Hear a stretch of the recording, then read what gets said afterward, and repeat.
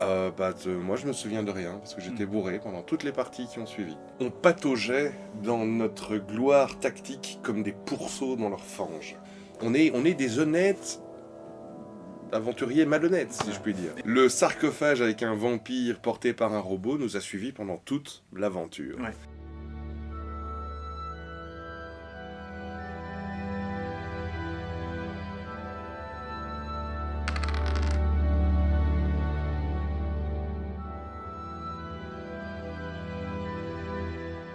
Alors, oui, si vous êtes à table, en ce jour du 29 décembre, la fête de Saint-Pourcelier. La fête de Saint-Pourcelier que nous faisons tous les ans en Belgique. Comme vous le savez, bien évidemment, c'est ce jour où on se brosse les dents après avoir pris sa douche et où on ne sourit plus que des dents du haut. Et donc, bonne Saint-Pourcelier à tout le monde et Ça, bienvenue c'est de retour dans la zone geek. Dans les histoires au coin des 20, qui sont de retour avec Qui n'a- un chien qui vient partout. Et qu'est-ce qu'on boit à la Saint-Pourcelier? On boit de la bière. On boit de la bière La d'hiver. Lupulus hibernatus, Oui, parce qu'on que a j'ai- déjà présenté, je crois. La Lupus hibernatus, Je ça m'étonnerait, ça crois, serait je vachement pense bien. spécifique. C'est les voyeurs pourront nous le dire. J'ai déjà bu assez de bière de Noël hier, mais bon, on va remettre une couche. Nous Hein. avons tous bu beaucoup de bière de Noël hier. Et donc, Donjons et Dragons, le retour, la suite de la suite. De la suite. De la suite de scénarios qui ont été faits en partie en distanciel, en partie en réel, enfin quoi que surtout en distanciel. Hein. Une partie malmenée, une Comment ça partie déphisifiée, mais une partie libérée, s'il te plaît. Ok. Et donc, Donjons et Dragons 5e édition, je vous propose de retrouver la dernière vidéo sur le sujet quand on avait des cheveux longs de confinés. Et donc, on a pas mal d'aventures à raconter. Honnêtement, je sais même pas si on va tout raconter en une fois. Ah bah, c'est qu'on en a fait du Donjon et Dragon. Mais le gros du sujet, ça va être le laboratoire de Kuwalish. Mais santé. Santé. Parce que là, je sais même plus où on s'était arrêté la dernière Alors, fois. justement, j'ai été vérifié. Où elle est elle est sombre. C'est vraiment le goût de la bière. Il y a à boire et à brune. manger. Voilà, exactement. C'est ça. Et donc, la dernière fois qu'on s'était arrêté au moment où vous étiez arrivé à Neverwinter, qui donc, je vous rappelle, est une ville réelle. C'est une vraie ville. C'est une vraie ville et tu commences à confondre les jeux de rôle avec la réalité. J'ai vu, ça ne va pas. C'est une ville aussi officielle de Donjons et Dragons des Royaumes Oubliés, mais j'en ai fait un Neverwinter à ma façon parce que je voulais apporter un côté un petit peu steampunk à cet univers. Et donc mon Neverwinter était un petit peu steampunkesque, un petit peu héberonesque, avec des forgeliers et des artificiers. C'est bien simple, il y a Genre tellement de steampunk dans ton Donjons et Dragons que j'avais l'impression d'être dans le monde des cartes magiques. C'est pas plus mal. Et donc en réalité, vous avez une maison là-bas, avec, je crois qu'on l'a déjà raconté, vous avez trouvé des trucs bizarres dans la cave. Ouais. Mais ça, je crois qu'on a déjà raconté, ou alors du moins, à ce niveau-ci de l'histoire, ça n'a pas beaucoup d'importance. Et vous allez, on s'était arrêté, vous alliez à la guilde des gourmets, qui donnait des missions, donc la guilde des gourmets. On n'avait pas raconté ça? Non. Oh, les élémentales. Attends, est-ce qu'on a raconté... Parce que les élémentales, ça me dit quelque chose. Je crois qu'on a raconté l'histoire des élémentaires de fromage. Ouais. Si jamais c'est pas le cas, vous nous le direz dans les commentaires et on en parlera dans la prochaine vidéo. On fera une Donjons et émission Dragons. entière sur les élémentaires de fromage. Voilà. Et le fait est que vous avez pris une mission. On vous a demandé de récupérer du venin de vouivre pour parce qu'on le met dans le vin pour Vous améliorer. voulez parler du venin des wyverns, certainement. Exactement. Le venin de vouivre pour faire maturer le vin. Et voilà. Est-ce que je ne vais pas parler tout le temps tout seul? Moi, je me souviens de rien, parce que j'étais bourré pendant toutes les parties qui ont suivi. Je me souviens que j'ai fait un jet de dés à un moment. Ok, Non, on va mais rester non. là alors. Alors, je sais plus comment Parce que qu'est-ce qui s'est passé sur le chemin? C'est quand on a Ah. été chercher les wyverns qu'on est tombé sur l'homme arbre mort-vivant. Non, le marbre mort-vivant, c'était plus tard Ah. avec le laboratoire de Qualish. Désolé, je spoil. Et en fait, vous avez fait une rencontre qui a été beaucoup plus marquante sur le chemin des wyverns. Les gobelins de Vous avez Goptopia. rencontré le truc dont vous continuez de me parler Ouais. tous les jours. Bah attends, je Vas-y. vais faire l'histoire. Donc, on est en chemin pour aller trucider des wyverns dans leur caverne. Somme toute une mission lambda pour des aventuriers aussi expérimentés que nous. Et puis en chemin, on tombe... Il faut imaginer, on s'y attend pas du tout. Gilus nous dit, il y a 2 gobelins au milieu de la forêt, avec des tracts. Et on se dit, ils ont pas l'air méchants, donc on s'approche. Salut les gobelins. Ah oui. Mais ils étaient un peu ils avaient un peu peur hein, quand même, Ouais, parce ouais. qu'on est un groupe d'aventuriers. Habituellement, les gobelins, les groupes d'aventuriers, ils leur font pas de cadeaux. Et puis finalement, ils se disent, bon, ils ont l'air plutôt sympas. Et ils nous donnent un tract qui est rejoignez tous Goptopia, la nouvelle ville des gobelins. Et puis on leur dit mais c'est quoi Goptopia? Ah bah oui, on est en train de faire Une ville technologique une aussi. ville technologique, les Le- gobelins, L'utopie pour les gobelins. l'utopie pour les gobelins, une ville où la technologie va foisonner, etc., etc. Et on se dit mais c'est génial. Alors je sais pas.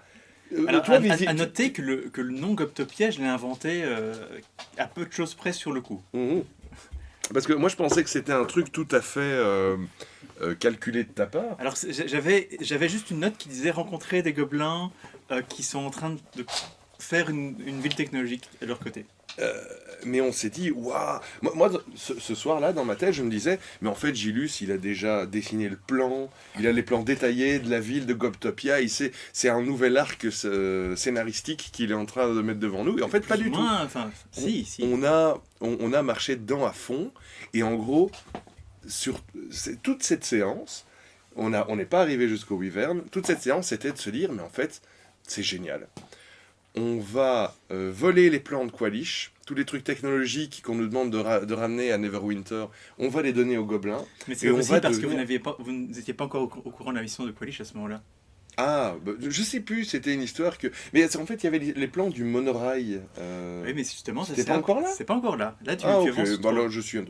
C'est bon, j'ai les Mais fils qui Goptopia, j'ai les fils qui se touchent. ça parle on en parle à chaque séance, donc c'est revenu forcément. Et donc voilà, et nous on était en mode, mais en fait c'est génial, on va devenir les fondateurs, les mécènes de Goptopia. Bon, c'est vrai qu'en fait, j'aime beaucoup l'idée et pour le moment, le jeu de rôle part dans ce sens-là. Mais j'avais vraiment prévu très en détail la ville de Neverwinter et sur comment vous alliez pouvoir l'influencer. Et là, vous voulez en partir, c'est quoi ça? Bah ouais, mais chouchou, mais en même temps, t'avais qu'à pas nous mettre Goptopia Mais- dans les pattes. C'est quoi, Et- c'est quoi ces jeux de et rôle puis, où les moi- joueurs ils font ce qu'ils veulent? Moi je n'ai pas oublié que je veux faire la La Forgeolution. quoi. Forgeolution. Bon, on viendra là-dessus plus tard. Les Wyverns, ça va être très court, je pense. Parce que, en gros, C'est là qu'on s'est vraiment... Pour moi, c'était l'un des premiers combats où on s'est dit, en fait, on est franchement bourrin. ouais. Euh, Je dois avouer que je me suis rendu compte que j'avais beaucoup de mal à gérer les niveaux de difficulté. Où tu nous mets des wyverns, tu nous mets d'abord des bébés wyverns, puis il y a la maman wyvern, puis il y a le papa wyvern. Bon, en gros, on a détruit la wyvern family. Et vous aviez aussi rencontré donc une petite famille où la mère est Tiflin, Ah donc oui, qui les nous avait... espèces de démons, et j'ai établi parce que en fait c'est la première fois que vos personnages rencontraient la Tiflin parce que dans Ouais. l'édition dans laquelle vous jouiez avant ils n'étaient pas là et donc c'était pour établir qu'ils sont dans cet univers et qu'ils sont mal vus. Mhm. Oui, mais en même temps, on s'est très bien entendu avec elle directement, puisque déjà, nous sommes un groupe de marginaux, alors on va pas s'attaquer aux autres marginaux. Voilà. Il y aurait eu un paladin dans le groupe, ce serait peut-être pas passé comme ça, mais on est des honnêtes aventuriers malhonnêtes, si Voilà. je puis dire. Et donc elle vous avait dit qu'il y avait des kobolds qui vénéraient des wyverns et Mhm. qui leur avaient volé la Ah oui, corde putain, magique. il y avait tous ces petits hommes dragons là. Oh, Voilà. putain, ils nous ont mis la. Ils nous ont pas mis la misère, mais ils nous ont Mhm. bien fait chier quoi. Bon, ça a été vraiment un micro-donjon très classique avec, oui, d'abord vous avez combattu 2 wyverns dans les de taille normale, puis après il y a la maman wyvern qui était plus grande et plus forte, et il y avait des kobolds, c'était une grosse baston, Oh. mais vous êtes jamais senti en danger. Pas vraiment. Alors j'ai En fait, l'impression que ça a été difficile, mais non. encore une fois, c'est moi qui m'en suis pris plein la gueule parce que je suis censé faire le tank du groupe avec Mm. mes 40 points de vie. Au niveau 7, hein, à cette époque-là, ou au niveau 6, je sais plus. 7. Mais de toute façon, on a tellement d'as dans nos manches que effectivement, à un moment, donc, je fais mon jump de ninja avec mon moine forgelier sur la wyvern. Je lui fais un balayage tout droit sorti de Naruto. Elle tombe par terre. Il y a l'invocation du druide qui a des bonus pour trample. Alors oui, c'est là que vous avez mis au point votre tactique. Non, c'est là que Gigi a vraiment mis en place. Parce que notre tacticien, c'est Gigi hein, au sein du groupe. Faut rendre à César ce qui appartient à César. Mais Et ils ont mis au point cette tactique qui consiste à... Toi, tu mets les ennemis à terre, et lui, il invoque vous voyez un élan géant. à quel point le maître de jeu il a du mal à sourire quand il raconte ça. Ça le dégoûte. Voilà, il invoque un élan géant qui fait des dégâts monstrueux contre les ennemis à terre. Voilà. Et puis bon, à un moment, je me suis quand même pris le dard de la... Puisque les wyverns sont des espèces de dragons avec des queues de scorpions. Bah oui, vu que c'est pour ce pourquoi vous étiez là. Et donc je me suis fait blesser par le dard empoisonné de la wyvern. Mais j'avais des résistances au poison. Donc ça, en plus, t'as pas pu en profiter. Mais j'ai tellement peu de points de vie que j'étais déjà pratiquement à terre. Mais du coup, la druidesse est venue me choper sur son... Je sais plus si elle s'est transformée Je crois qu'elle avait aussi... en bouquetin ou un truc comme ça. Je crois qu'elle avait aussi invoqué un élan. Et puis donc, elle me sort du combat, elle me fait un soin, et puis, watata, c'est reparti, quoi. Et vraiment, ce combat contre les wyverns, c'est la première fois où je me suis dit, mais en fait, on est ultra bourrin, quoi. On n'est pas solide, mais dans le genre groupe de glass cannon, encore une fois, on l'a déjà dit, hein, mais c'est prodigieux. Et j'avais fait le plan sur Dungeon Craft, c'était la première fois que j'utilisais ça.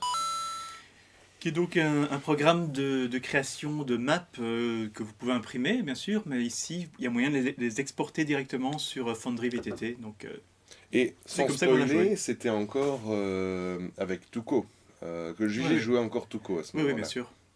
Bah oui. Donc son Psyker. Voilà. Et donc voilà, oui. Donc, et n'oublions pas notre mage qui caste des pluies d'éclairs, des boules de feu, tranquillou, alors, loin de l'action, franchement, juste comme il faut. Ça c'est le truc que je trouve de malade du mage de moustache. C'est cette spécialisation en évocation qui permet de protéger ses alliés. Parce que c'est le gros problème. C'est le gros problème des magiciens, c'est qu'ils n'arrivent pas à lancer leur sort au milieu de la mêlée parce qu'ils touchent leurs alliés. Et lui, il peut protéger, je crois, 3 ou 4 alliés qui ne se prennent pas de dégâts de ces sorts de zone. Et ça change tout. Ça change absolument vraiment tout. C'est dément. Ça permet de détruire des groupes d'ennemis entiers en protégeant les guerriers / le voleur qui est au corps à corps à ce moment-là. C'est vrai que d'autant plus que moi j'aime bien vous mettre un petit peu des groupes d'ennemis et un groupe d'ennemis faibles, quand ils se prennent un sort de zone, ils meurent tous. Ben oui. Voilà, c'est l'idée. Bref, vous butez ces wyverns, vous récupérez, vous faites des bons jets pour récupérer le venin. Et on a tout raclé. Hein. Voilà. On a fait toutes les pièces de donjon pour choper le moindre objet, comme tout bon aventurier qui se respecte. Vous récupérez la corde de la Tifline, et d'ailleurs, je me souviens que Gigi voulait pas la rendre. Et il était là, faites ce que vous voulez, mais honnêtement, on devrait la revendre. Mais je vois même pas, je sais plus ce qu'elle faisait cette corde, mais... Elle était pas géniale, c'était une corde... tu leur donnes d'entourer quelqu'un et de faire un jet pour pas être paralysé. C'est la... Alors je comprends Gigi qui dit ouais, je vois pas pourquoi on rendrait l'objet magique à cette personne qu'on connaît ni d'Ève ni d'Adam. Mais moi je suis parti du principe que ce personnage on le rencontrera peut-être plus tard dans de nouvelles aventures et qui se souviendra que c'est le groupe d'aventuriers sympas qui m'ont rendu ma corde magique et qui m'ont pas dénoncé aux flics malgré que je sois une bonne femme avec des cornes de démon que tout le monde déteste. Donc toujours se faire des alliés, se faire des alliés PNJ, c'est bon pour le groupe, c'est bon pour le maître de jeu. C'est bon pour le moral. C'est bon pour le moral. Et donc, moralité, passons aux choses un peu plus sérieuses. Il y a le Gimp qui mange quelque chose par terre. Une grosse mission. Non, je renifle, c'est juste et tout. Ah.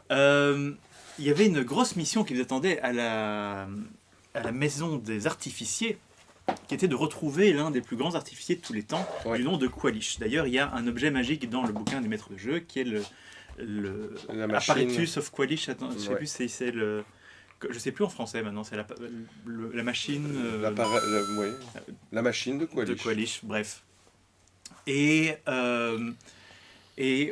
donc j'ai été chercher un scénario qui vient, à mon avis, d'un des sites officiels de Donjons et Dragons, Mhm. qui s'appelle le laboratoire de Qualish. Et donc je vous dis, voilà, vous devez atteindre les montagnes, c'est le pic de la barrière, voilà, qui est une montagne dont on ignore exactement même où elle se trouve. Et donc vous devez d'abord passer par Waterdeep, qui est, j'ai envie de dire, la grande ville Ouais. des royaumes oubliés, enfin celle qui est vraiment souvent le début des campagnes, pour chercher le cartographe. Ouais. Et voilà, vous prenez le bateau, et qui est-ce que vous rencontrez chez le cartographe? Et je crois qu'il y a un personnage dont tu te souviendrais. Oui, oui. Et donc, effectivement, sur le moment, moi, je me suis dit, mais pourquoi? Gilus vient de nous présenter Neverwinter, et puis ben, la suite de l'aventure nous fait prendre le bateau pour nous amener à Waterdeep. Et je me dis, mais pourquoi est-ce qu'il nous représente une deuxième ville? Mais bon, c'était simplement les contraintes scénaristiques. C'était un petit peu pour vous montrer, en plus c'était sur le chemin, pour vous approcher des montagnes. Et moi, je me souviens qu'en fait, donc Neverwinter, en tout cas la version de Gilus, est une ville très tumultueuse. Tu vois que c'est pas une ville apaisée. Il y a les paladins, il y a du, enfin, il y a Les des mousquetaires. il y a voilà, les mousquetaires, et c'est terrible. L'ordre de, c'est quoi ce dieu du feu? Amonator. Amonator. Qui est donc, voilà, t'as un côté un petit peu Et puis- Inquisition. Et on arrive à Waterdeep, et on a vécu ça, enfin en tout cas moi j'ai vécu ça, comme un mec qui débarque de, j'allais dire Charleroi, et qui arrive à Florence en Italie, quoi. Désolé les Carolos, je n'ai rien contre vous et j'adore Charleroi. Mais en même temps, on se dit, mais waouh, cette ville, elle est démente, elle est... et tu l'as un peu décrite. On voyait bien que tu étais un peu en mode, ouais allez, hop, vous êtes à Waterdeep, mais il faut aller chez le cartographe et tout, machin. Ouais. Et puis tu nous décrivais, oui, les beaux quartiers, machin, c'est plein d'art. Et tu es en mode, ben, en gros, on va vendre notre maison à Neverwinter et on va venir habiter ici, quoi. Ah ouais, mais c'est pas une maison dans le quartier le plus pourri que C'est vrai. vous allez, avec ça que vous allez avoir C'est l'argent vrai. nécessaire. Et donc, on arrive chez le cartographe, qui est un gnome, qui nous dit je recherche un. C'est pas un collègue, mais Non, un non, autre gnome, C'est un artificier légendaire le plus grand artificier du qu'il monde, avait rencontré dans sa Qualish, jeunesse. voilà, qui a disparu, et on veut le retrouver. En gros, c'est un peu le Léonard de Vinci de l'ingénierie gnome, Ouais, il y a ça. qui a disparu. Et donc, un gnome nous dit faites-le revenir dans notre giron, on a besoin de lui. Et puis bon, bah du coup, enfin, nous on est en mode viva l'aventure, quoi, c'est parti. Il nous dit, mais on a quelqu'un qui était avec Qualish quand il est parti faire sa mission à l'époque, Juste avant qu'il disparaisse. juste avant qu'il disparaisse. Et ah bon, c'est qui? Ah, bah, ouais, c'est un monsieur qui est revenu parmi nous, mais après avoir été mordu par un vampire. On se dit, putain, mais quoi, on va pas se trimballer un vampire pendant tout le voyage? Ah mais non, non, non, il est... comment est-ce qu'on dirait ça en français il est contained. Oui, voilà, il est coincé. Enfin, Il est coincé. il est enfermé dans Et- dans un. Et en gros, se joint au groupe un PNJ, qui est un sarcophage scellé par des mots magiques, dans lequel il y a le vampire, qui est comme ça en permanence, Un nain vampire. un nain vampire, Du nom de Ctenmir. du nom de Ctenmir, voilà, et donc qui est un sarcophage, et qui est porté par un robot. Voilà, c'est vraiment une espèce de sarcophage avec des pattes. Ouais, ouais. Et Et donc, lui-même ne peut pas sortir donc de ce truc-là, il est enfermé. Et donc évidemment, ce sarcophage avec des pattes est une invention de Qualish aussi. Et il est enfermé, et évidemment, mon but c'était que vous ouvriez un moment le sarcophage. on s'en est rendu compte dès le départ. D'ailleurs, Gigi, elle était là, mais oui, mais on peut jouer, il n'y a pas de problème. Alors, je te dis d'avance, vous ne l'avez jamais fait, Oh. mais Ctenmir était beaucoup plus puissant que n'importe quel ennemi que vous avez rencontré pendant Écoute, l'aventure. je te connais assez que pour savoir que si on avait ouvert le cercueil de Ctenmir, il aurait résolu la situation dans laquelle on était, et puis il nous aurait fait, bon, les petits gars, maintenant moi je suis un seigneur vampire, bah je vais partir, hein, ciao. Et, Oh, il aurait bouffé peut-être une ou deux personnes au passage. et voilà. Et donc, oui, voilà, mais on a spoilé, Ah. qu'on n'a jamais ouvert le... Et donc, Ctenmir, le sarcophage avec un vampire porté par un robot, nous a suivis pendant toute l'aventure. Ouais. Et il est arrivé des moments où on s'est dit, oui, il faut ouvrir, parce qu'on avait tous le mot de pouvoir pour ouvrir son sarcophage. Et je ne sais pas, je pense qu'il y a eu des moments où moi, je disais... Quand vous avez combattu le grand maître, vous avez failli ouvrir. Ouais. Mais ça, nous avançons un petit peu trop loin. Oh. Vous étiez aussi accompagné d'un petit robot. D'un Pokémon. Ouais, d'un Pokémon, Mhm. exactement. Je me souviens plus c'est quoi le nom de cette race. Ce sont des créatures qui viennent du plan Mechanicus. Et c'est des espèces de petits sphères avec un gros œil mécanique. Voilà. Et donc là, il s'appelle Gearbox et c'était votre cartographe parce qu'il il dessinait le plan au fur et à mesure. C'était un petit robot boule qui dessinait nos cartes au fur et à mesure. Mais vous n'avez pas vraiment interagi avec lui et au final, il est resté relativement en retrait. Et donc, départ à l'aventure. Vous suiviez, vous remontiez une rivière et à la base le trajet devait durer très longtemps. Ah, j'ai oublié d'ailleurs en parlant de trajet qui devait durer très longtemps, vous aviez un timing puisque vous saviez qu'à une certaine date, le portail vers les 9 enfers qui se trouvaient dans la cave de votre maison allait s'ouvrir. Oui, ça nous a fait beaucoup de soucis. Et vous étiez là, mais on a le temps. Et là, avant que vous partiez, je vous disais vraiment. Oui, mais vous ne devriez pas faire une petite ellipse de quelques mois, vous vous installez, et voilà, écoutez, vous pouvez faire des trucs pendant l'ellipse. Mais non. Et en fait, vous étiez en face, tous les jours, une aventure, jamais de repos. Oui, c'est vrai. Et moi, j'étais là, oui, mais je vais vous présenter la ville, installez-vous un petit peu. Non, c'est bon, on s'en va. Oui, mais vous vous rendez compte que si jamais vous partez maintenant, vous serez peut-être pas revenu à temps quand le portail maléfique s'ouvrira dans votre cave. Mais on se débrouillera.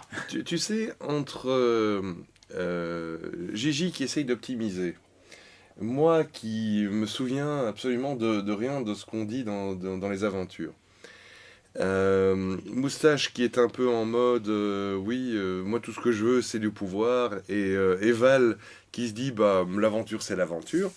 Effectivement, on n'avait pas compris que il y avait un portail vers les enfers qui allait s'ouvrir dans notre cave dans les quelques mois peut-être qui allaient suivre. Oui, mais clairement, qui allaient suivre. Je vous l'ai clairement dit.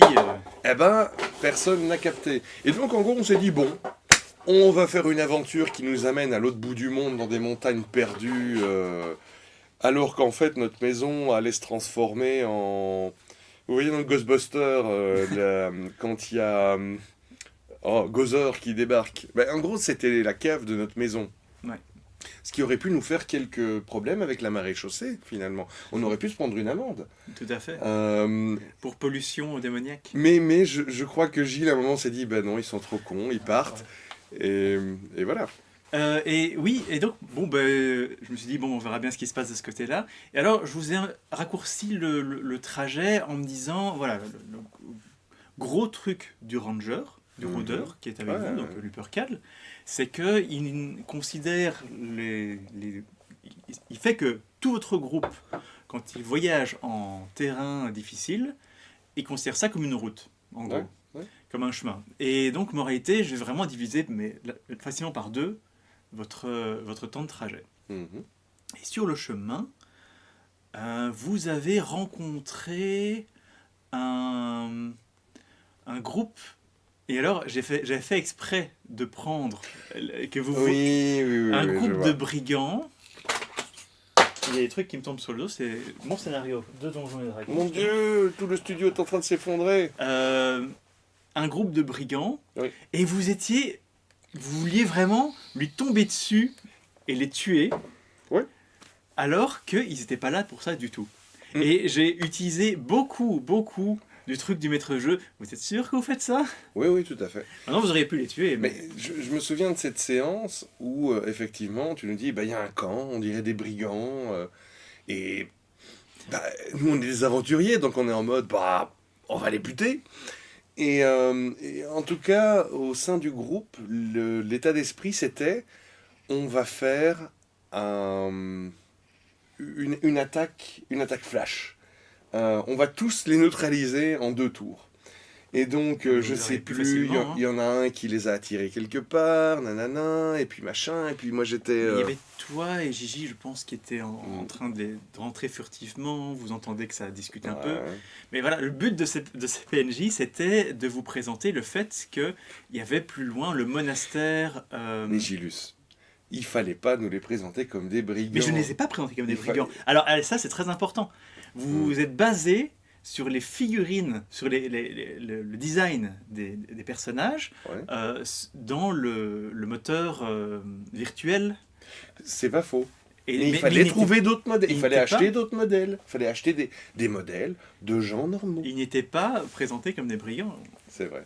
Et donc finalement, on a causé avec eux. Voilà, ouais, vous avez écouté les conversations. Après avoir passé 2 heures à faire oui, alors moi je vais arriver C'était par super là, et puis toi le mage tu te mets là, et puis jamais si ça tourne mal, bah, tu lances tes éclairs, machin, et puis la druidesse tu vas invoquer tel truc, machin, et puis nous on est en invisible, et puis on va pouvoir tuer le leader, machin, et on fait tout ça pour dire bonjour, vous êtes qui 2 heures de partie que ça nous a pris. Et alors, je ne sais plus comment s'appelait le monastère maintenant.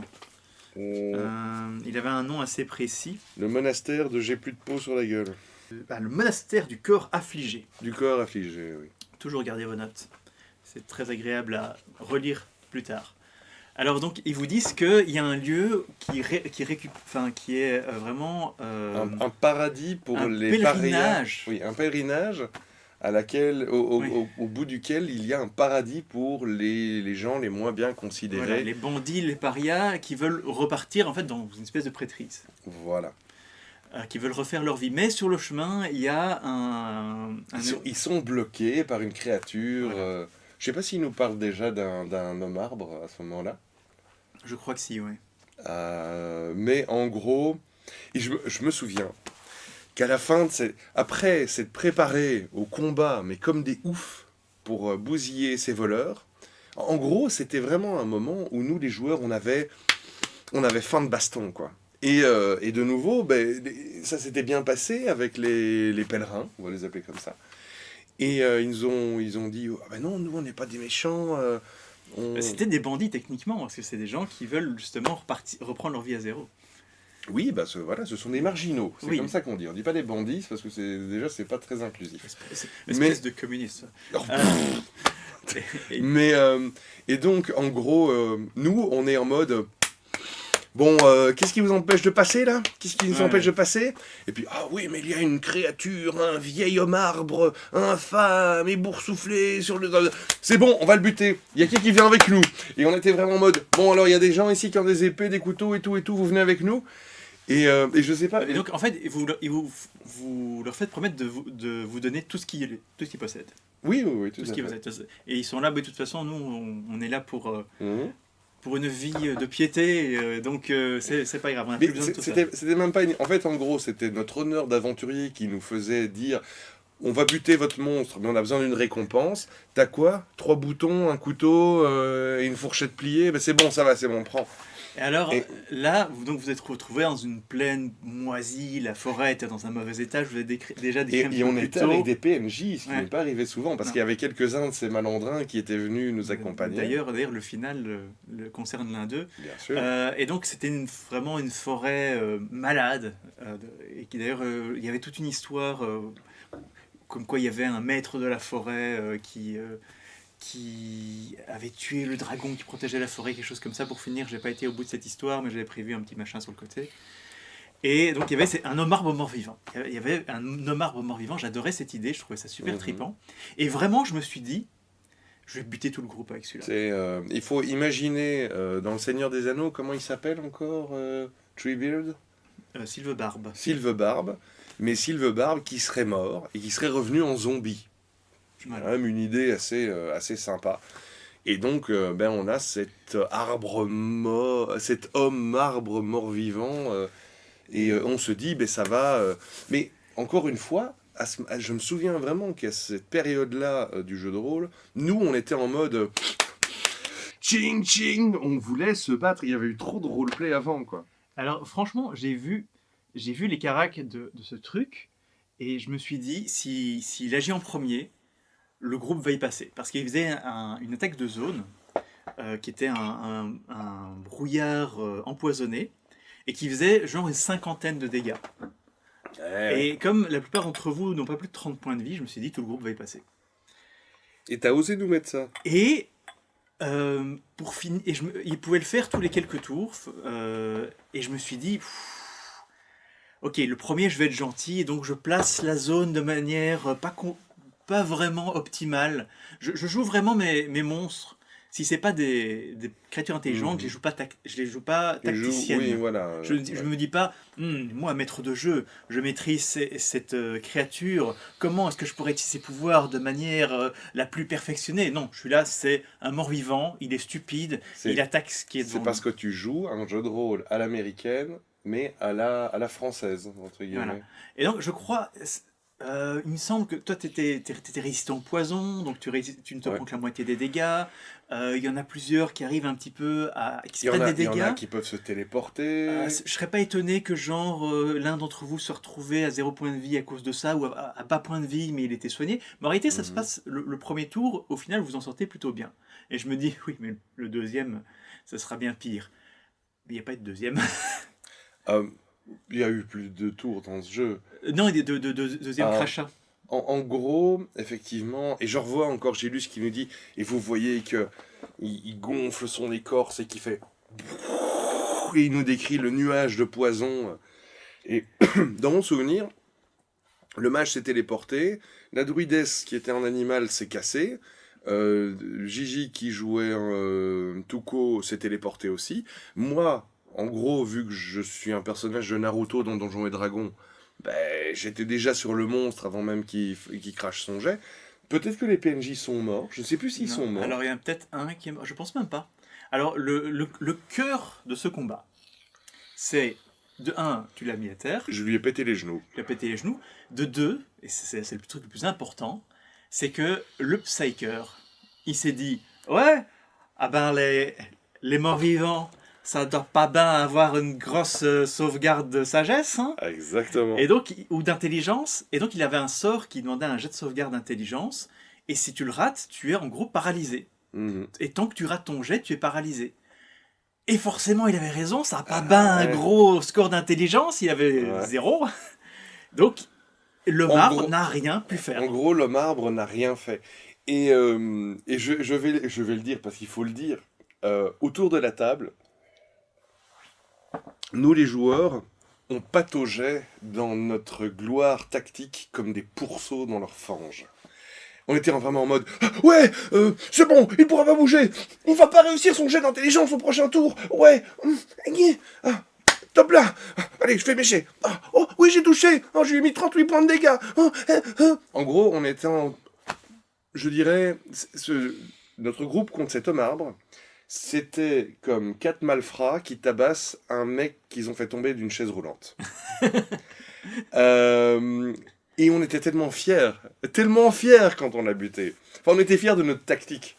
Mais bon, moralité. Et Gélus, lui, moi, j'étais pas. Il était dégueu. J'étais un petit peu dégoûté. Il était dégueu. Ça, c'est un problème global de Donjons et Dragons 5e édition, c'est que c'est extrêmement tout ou rien.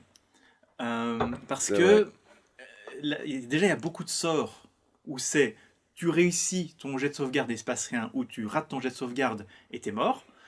Et t'as beaucoup cet effet-là.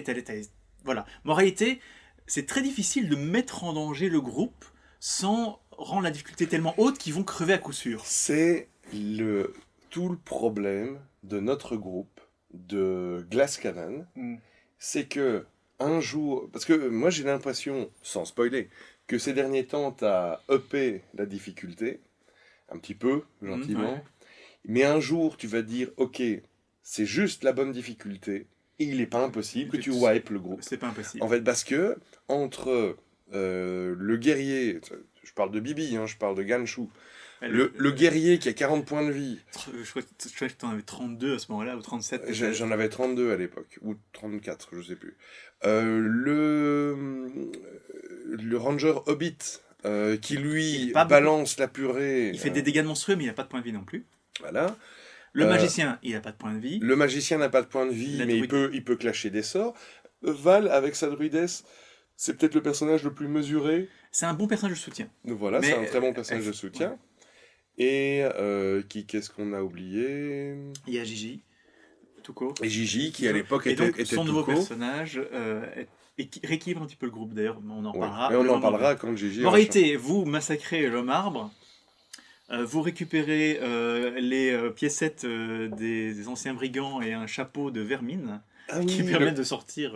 le chapeau de vermine, un objet que moi je pense qui est très intéressant, qui permet, quand on met sa main dans le chapeau, de sortir des rats, Vas-y, fous de la boue partout. des grenouilles. Putain, quoi. Ah, mais le gimp a été dans le jardin. Oh, et le gimp se secoue sur... Si le fou un peu de flotte en se secouant, c'est pas grave, mais là, on a nettoyé avant-hier et il y a de la boue partout. Bon, Ah. arrêtez. Et le gimp est plein de morceaux de plantes. Tu disais le chapeau de vermine, qu'est-ce que c'est? Ah! Il est plein de ronces, le gimp. Ah merde. Oui. Oh merde. Et donc ces ronces dans les poils du chien sont probablement une vengeance de cet homme arbre mort-vivant. Je t'ai toujours dit que tu devais couper les poils de ton gimp, mais tu ne le fais jamais. Je sais. Tiens, j'ai une épine de ronce dans... Ah, ouais. Exactement, ouais, donc c'était ça l'attaque de l'homme arbre. Moralité, vous arrivez dans des tunnels, près des... C'est un voyage qui dure des semaines et des semaines. Hein. Mhm. Vous arrivez à l'orée de la montagne, au pied de la montagne, Mhm. et il y a un tunnel, vous retrouvez des espèces d'inscriptions dans le langage des voleurs, qui Ouais. vous disent que plus loin, il y a le monastère. Le fameux monastère. Voilà. Et vous rentrez dans la montagne, et au centre, en fait, dans une immense vallée qui est entourée de montagnes, il y a un espèce de vaisseau spatial Oh. qui vole, Oh. qui Faut flotte. vous rendre compte, les gens, que là, le maître de jeu, il nous décrit une ville volante au-dessus du cratère d'un volcan. En fait, c'était pas un volcan, c'est une rivière de flammes provoquée par les réacteurs Ah, ok. Voilà, bref. qui tiennent le truc en l'air. C'est plus ou moins ça. Et donc, on est un peu en mode... qu'est-ce qu'on doit... Parce que jusque-là, on était vraiment en mode... on avance, on se bat. On avance, on se bat, on loot. Porte mon trésor, porte mon trésor. Et puis là, on se dit, mais qu'est-ce qu'on fout là, en fait? C'était quoi notre mission à la base? C'était retrouvé Qualish. Ah bah oui. Et d'ailleurs, Je me souviens vraiment qu'à un moment, on a dû... On s'est concerté en mode, au fait, qu'est-ce qu'on est venu faire là? À part tuer des monstres.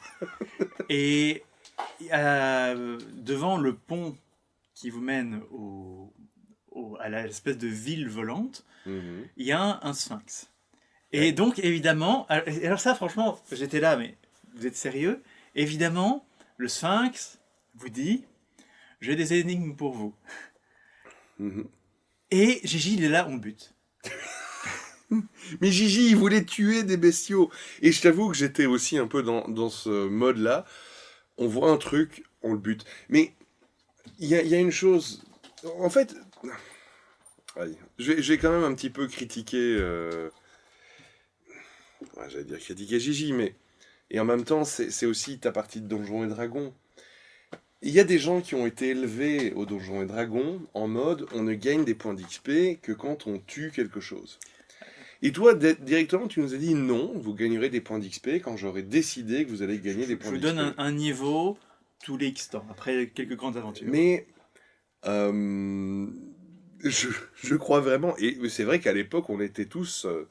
à ce moment-là, on était encore en mode... le premier truc qui nous parle, on lui pète la gueule, quoi. En mode killer robot. En même temps, le sphinx, il aurait pu tous vous buter. Il était beaucoup plus fort que l'homme arbre. Ah bon? Mais pourquoi tu l'as mis sur notre chemin, alors? Parce qu'il On est censé pouvoir buter de l'aubergiste. au premier monstre venu.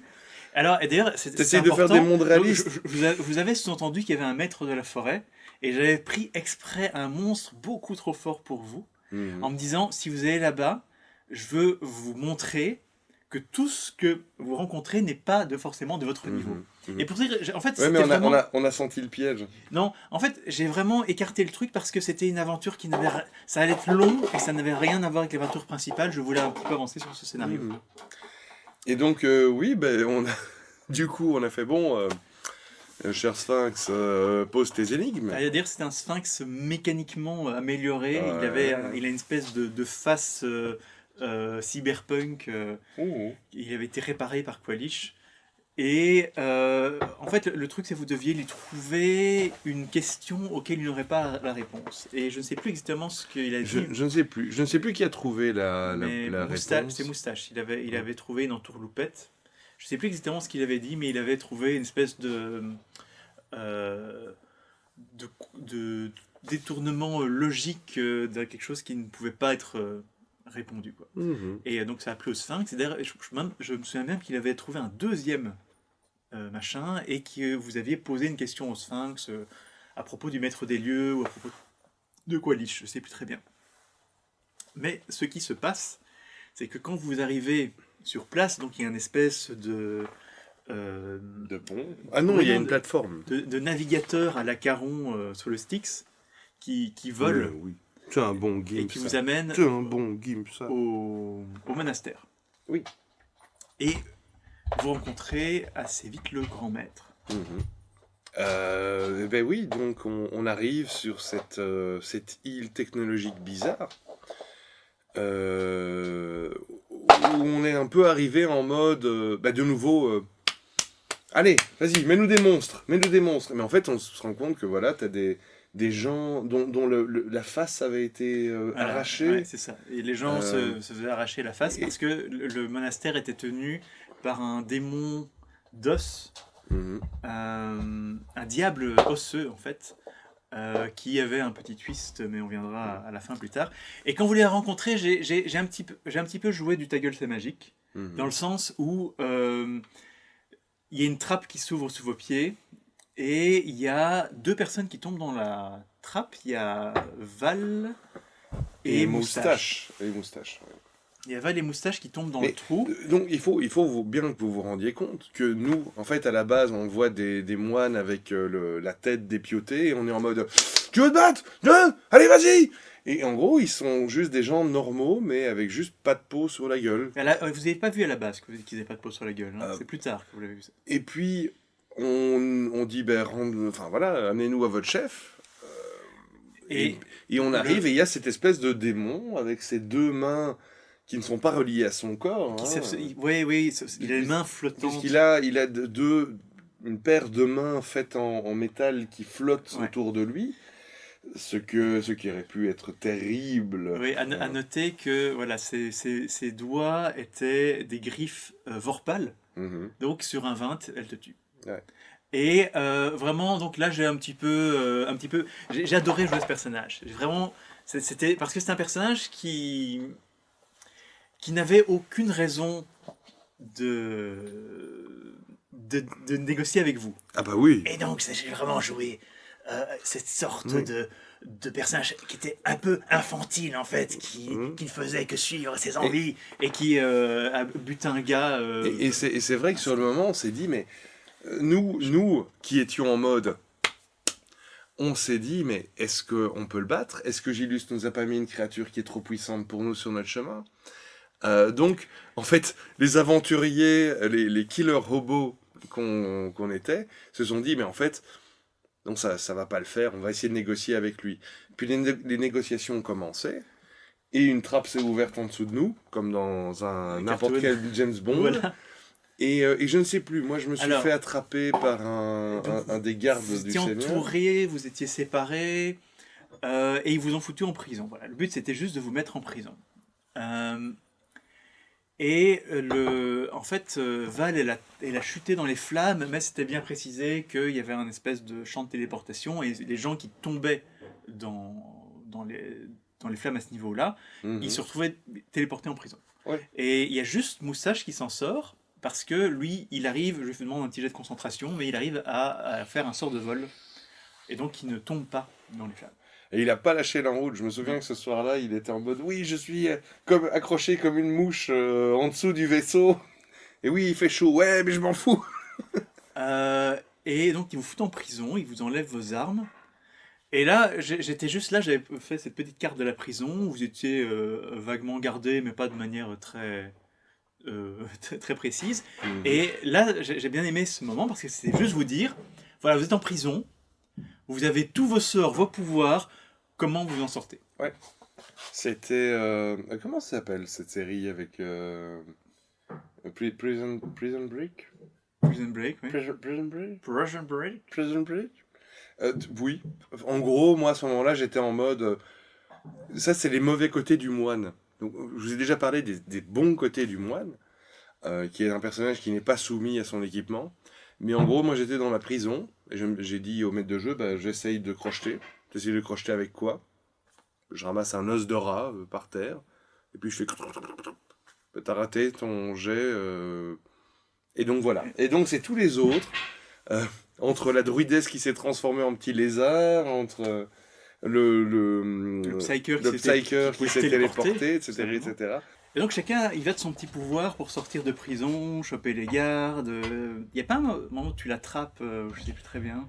Je me souviens que de nouveau la prise de la prison, la révolte, c'est plus ou moins bien passé. C'est très bien passé. Il y avait des gardes assez forts, il y avait un mec qui était en train de se faire dépioter la gueule, qu'on n'a pas réussi à sauver. Alors, et pendant ce temps-là, il y a Moustache qui se faisait son ninja, parce qu'il volait, il voyait un groupe, boule de feu, il allait à un autre endroit, il voyait un groupe qui le pourchassait, boule de feu, bon après il a plus de... Le Gilliam full force. Voilà. Et après il a plus de sorts, en fait c'était un gros problème parce que contre le grand maître il avait plus de sorts. Ben oui. Et... voilà, mais les gardes étaient franchement pas très méchants. Vous les avez eus plutôt facilement. Vous faites un petit peu le tour du monastère, vous retrouvez votre équipement, c'est comme dans tout bonne scène de prison. Ah bah oui, mais tu nous as mis pour la première fois des mimiques à ce moment-là. J'ai mis des mimiques. Ah oui, c'est possible. Il y avait des mimiques. faux coffres qui te bouffent la main quand tu mets ton bras dedans. Donc pour ceux qui ne connaissent pas Donjons et Dragons, c'est j'ai envie de dire que c'est le deuxième monstre le plus emblématique de Donjons et Dragons. Avec le Beholder. Ouais. Et qu'est-ce qu'un mimique alors? Le mimique, c'est un monstre démoniaque, organique, on ne sait pas très bien, mais qui veut de la chair humaine pour manger. Et non pas du cérumen. Mais donc ce monstre se dit je vais prendre l'apparence de ce en quoi les êtres humains mettent le plus leur main dedans. Et donc ce sont des faux coffres. Ce sont des faux coffres. Ce sont des monstres. Des monstres coffres avec des dents. Qui ressemblent à des coffres. Et puis tu ouvres le coffre. Et puis tu dis oh, il y a un bel objet dans le fond. Tu mets ta main. Et puis les dents poussent, les yeux s'ouvrent. Et le truc te bouffe ton bras. Voilà. Et je pense que oui, c'est effectivement l'un des monstres les plus iconiques de Donjons et Dragons. Tout à fait. Et donc vous faites une révolte, vous libérez les esclaves parce que en fait il y avait vraiment des esclaves. C'est les gens qui refusaient de se faire. Voilà, en gros, quand vous arrivez là-bas, vous avez le choix, vous faire arracher le visage et devenir l'un des prêtres du grand maître. Est-ce qu'on aurait pu continuer à jouer nos personnages après ça? Oui, bien sûr. Et donc, soit devenir Et donc vous arrivez quand même à tuer à peu près tout le monde. Et il reste plus que la salle de trône avec le grand maître. Ouais. Et qu'il y avait 2 gardes moines aussi, avec des épées à 2 mains magiques. Oui, c'était des demi-orques ou des orques. C'était des demi-orques, ouais. Et étant mon personnage étant lui-même un moine, je me dis oh, il y a 2 moines demi-orques avec probablement des brôles magiques, ça va pas le faire, ça va être dangereux. Et je ne sais plus exactement comment on a géré cette bataille. Alors, je crois que c'est votre première bataille où vous avez quand même eu du mal. le grand maître. Euh, Elle n'a vraiment pas été facile pour vous. dès le début, on s'est dit, Gigi a dit, il faut qu'il y ait des gens qui foncent sur le grand maître, il faut qu'on tue le grand maître le plus vite possible. Et donc, le truc, c'est que déjà, j'ai fait exprès de vous mettre pas mal d'ennemis avant pour que vous lâchiez vos sorts Mhm. et lâchiez vos pouvoirs. Et donc, vous êtes arrivé un petit peu réduit dans cette pièce. Et le grand maître, il avait 2 gros pouvoirs. C'est que donc, il pouvait téléporter ses mains et sa queue empoisonnée. Mhm. Et il avait des doigts sur un 20, ça te tuait. On s'est pris des coups de queue, on Alors, s'est fait doigter. et donc vous C'est arrivez dans la horrible. pièce, Horrible. vous ouvrez la porte de la pièce, vous aviez plusieurs invocations avec vous, vous aviez quelques esclaves peut-être qui venaient vous aider. Ouais. Et Moustache a utilisé son dernier gros sort pour te rendre invisible. L'idée c'était que tu ailles sur le grand maître oui. pour l'arrêter. Mhm. Et qu'il n'intervienne le moins possible au combat, pendant que les autres faisaient des dégâts. Parce que, évidemment, il n'était pas tout seul. Il y avait donc les 2 gardes et il y avait quelques autres petits gardes. Et ça marche pas mal. Votre plan, basiquement, marche. Vous arrivez au corps à corps avec lui. Il y a Gigi qui se téléporte aussi au corps à corps avec lui. Mhm. Il y a Lupercal, donc Flo qui se met à distance et qui lui fait plein de dégâts à l'arc. Il fait des dégâts monstrueux. Mais quand vous commencez à vous prendre des dégâts, et là ça se passe mal. Et entre autres, il y a un moment où j'ai dû décider comment j'allais jouer les lames Vorpal. Parce que les lames Vorpal, ça dit ceci. Sur un 20 naturel, vous êtes décapité, ou si le maître de jeu le sent comme ça, vous pouvez vous prendre 10 D8 ou 5 D8 de dégâts Mhm. supplémentaires. Et j'ai décidé de ne pas jouer la décapitation. Mais, et c'est vrai, il y a vraiment Oui. eu un 20 sur le... Ouais, donc Tuco s'est pris un 20 naturel. Avec, Eh ben, t'aurais les lames. dû le tuer. Et je te dis ça en toute honnêteté, parce que c'est pas mon personnage. Et donc je lui ai dit, tu es égorgé, tu te retrouves à terre, 0 point de vie. Et t'es en train de crever.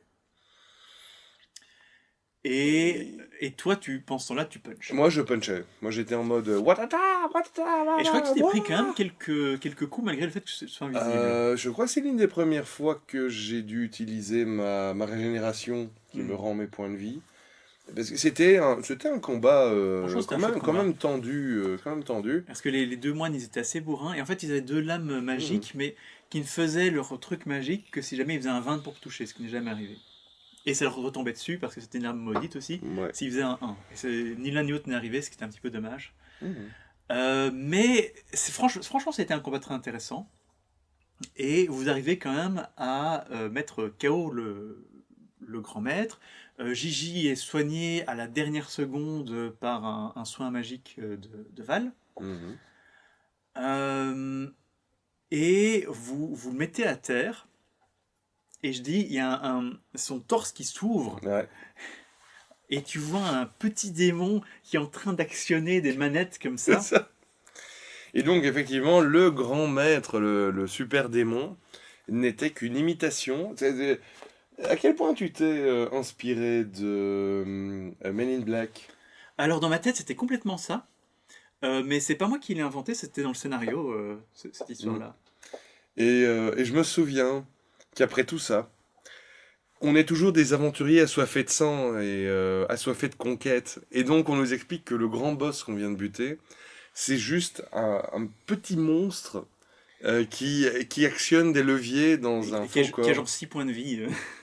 Et je me vois encore te dire, bon, je l'attrape par le cou, et puis on fait un peu de roleplay, ou je sais plus ce que tu nous as dit. Alors ce qui s'est passé, c'est que il a commencé à un petit peu vous raconter toute l'histoire du lieu, de vous donner des indices évidemment sur Qualish et tout ça.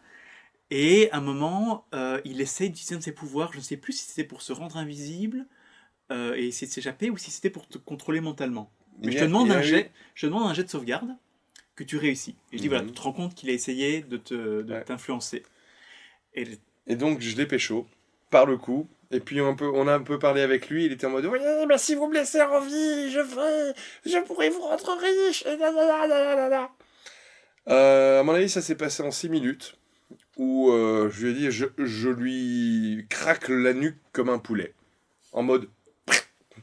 Et je le jette dans son brasier, parce qu'il y avait un brasier, il avait un brasier devant lui, et donc je lui ai pété le cou, je l'ai jeté dans son brasier, et puis, bah, voilà, et puis il y a eu la suite de l'aventure. Alors, on va terminer le monastère. Et donc, après avoir battu le grand maître, vous allez, vous apprenez qu'il y a une salle au trésor Mhm. où il y a entre autres le journal de Qualish qui pourra vous dire un petit peu où est-ce qu'il est parti. Et vous vous retrouvez On à l'arrière avait, des bâtiments. Ouais. on avait déjà rencontré les cerveaux, c'est Mais vrai. c'est à ce moment-là Ah. où en fait donc la salle au trésor c'était une pièce volante, c'était un espèce de petit truc volant. Mhm. Et pour y arriver, il fallait passer par des marches volantes. Ouais. Et il y avait 5 cerveaux qui chacun faisait apparaître 2 marches. Et donc, si jamais, il fallait que vous convainquiez. Alors, j'avais la personnalité de tous les cerveaux. Mhm. Et ça a été une de mes plus grosses préparations, tout jeu de rôle confondu. C'était de trouver la façon dont j'allais jouer chacun de ces cerveaux. Et j'ai toutes des notes, et j'ai dû inventer des voix, j'ai dû inventer une histoire. Le pauvre maître de jeu qui a dû faire 5 PNJ en même temps. Donc j'ai dû leur inventer à chacun une petite backstory pour savoir quelle motivation allait les pousser à aider les PJ. Et donc l'idée c'est que ces cerveaux, en fait, c'était des cerveaux dans des bocaux qui étaient des anciens compagnons de Qualish pour la plupart. Pas tous.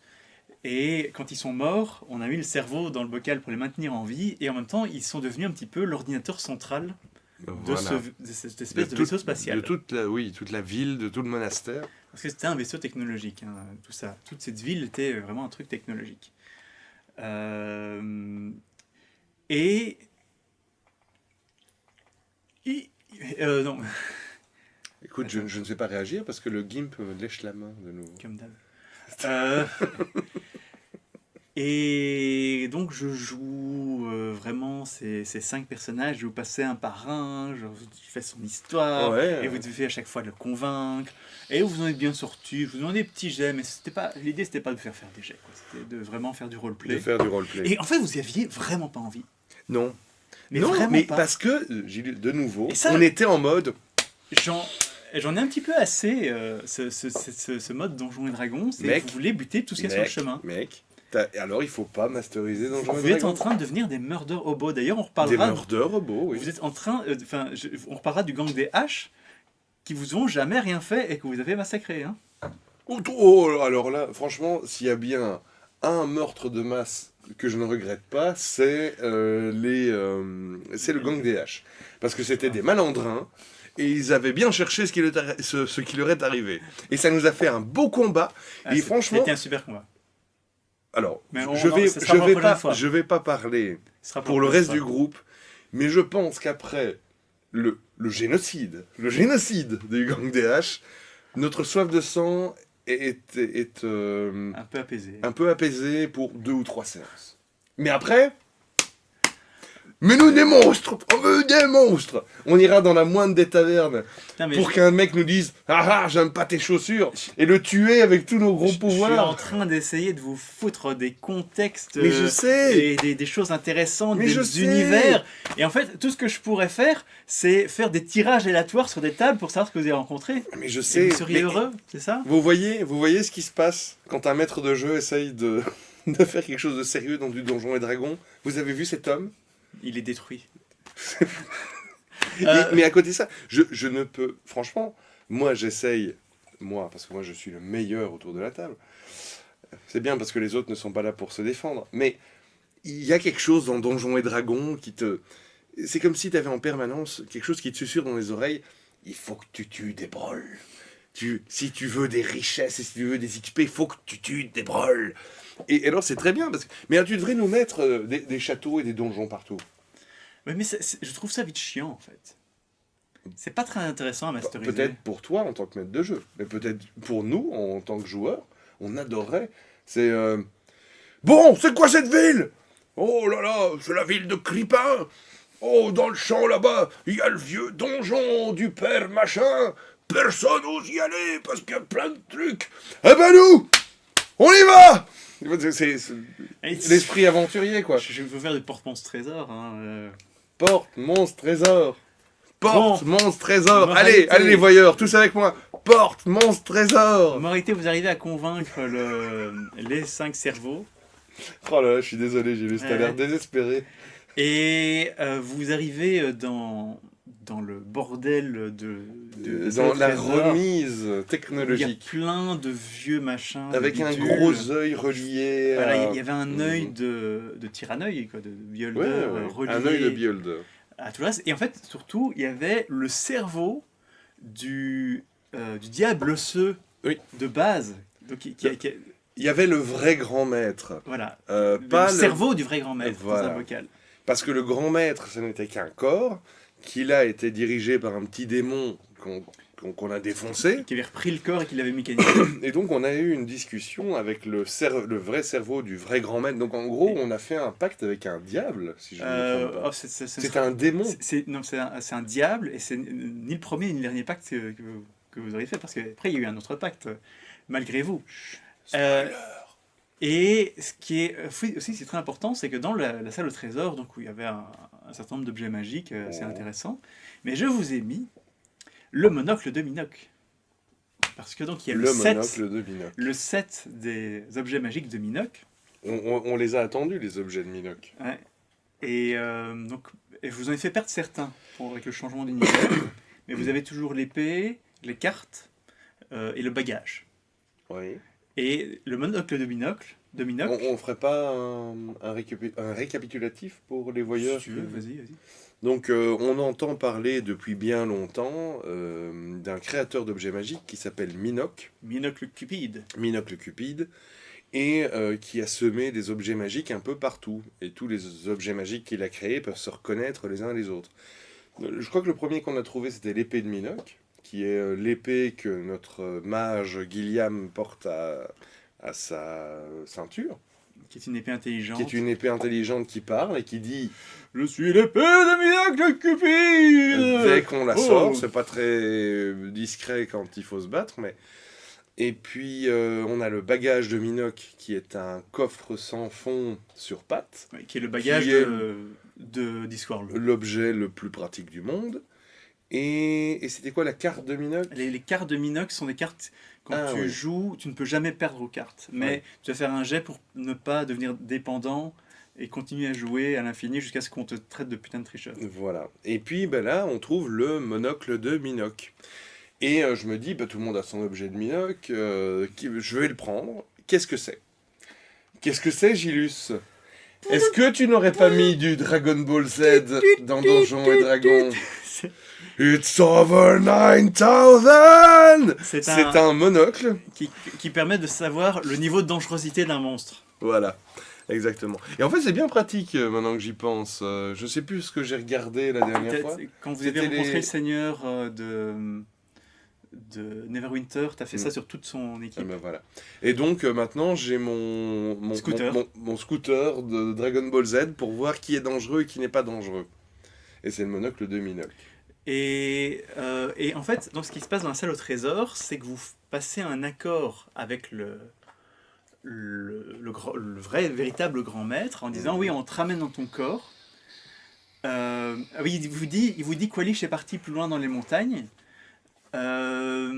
mais il y a des semaines de trajet dans les montagnes, dans des tunnels qui sont pleins de dangers et tout. Et vous êtes là, ouais, mais on n'a pas trop le temps, parce qu'on a un portail démoniaque qui va s'ouvrir chez nous. Oui.